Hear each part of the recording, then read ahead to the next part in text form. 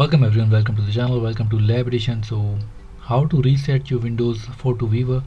Sometimes your photos, your images cannot be opened by Windows, so you can reset the Windows Photo Viewer by doing this. So in order to do that, we can get into the add and remove program.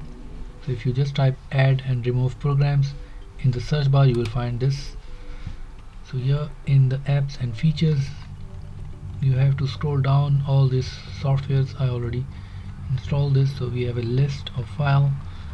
We need to find Microsoft Photos. Here the photos, choose advanced option. In the advanced option you can see these options here.